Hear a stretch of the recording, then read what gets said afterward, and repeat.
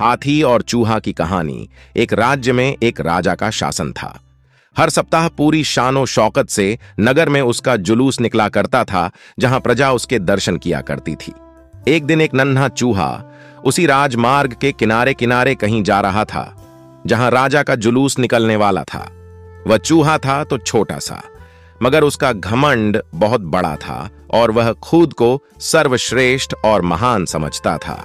कुछ देर बाद राजमार्ग से राजा का भव्य जुलूस निकला, जिसे देखने लोगों की भीड़ लगने लगी। राजा अपने पूरे दल बल के साथ था। उसके सैनिक उसे घेरे हुए थे।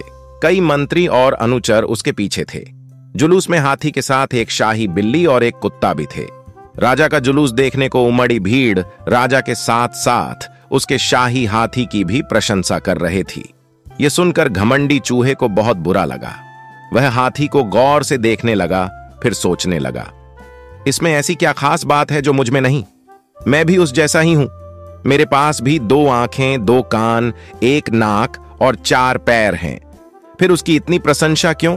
उसके विशाल शरीर के कारण, लंबी सूंड के कारण, छोटी छोटी आंखों के कारण, या झुर्रीदार चमड़ी के कारण?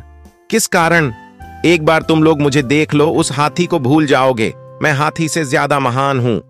चूहा ये सब सोच ही रहा था कि शाही बिल्ली की नजर उस पर पड़ गई और उसकी लार टपक गई। जुलूस छोड़ वह उसकी ओर लपकी। फिर क्या था? चूहा अपनी सारी महानता भूलकर दुम दबाकर भागा। भागते भागते वह हाथी के सामने आ गया। आगे बढ़ते हाथी ने उस पिद्दी से चूहे को देखा तक नहीं और अपना विशाल पैर उठा लिया। चूहा उसके पैर के नीचे कुचलने ही वाला था, मगर किसी तरह उसने खुद को बचाया। वहां से बचा तो खतरनाक कुत्ता सामने था, जो उसे देखकर गुर्राया।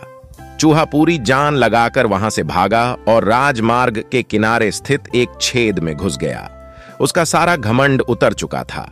उसे समझ आ चुका था कि वह इतना भी श्रेष्ठ और महान नहीं। सीख, किसी से मात्र रूप रंग की समानता हमें महान नहीं बनाती। महान हमारे गुण और कार्य बनाते हैं।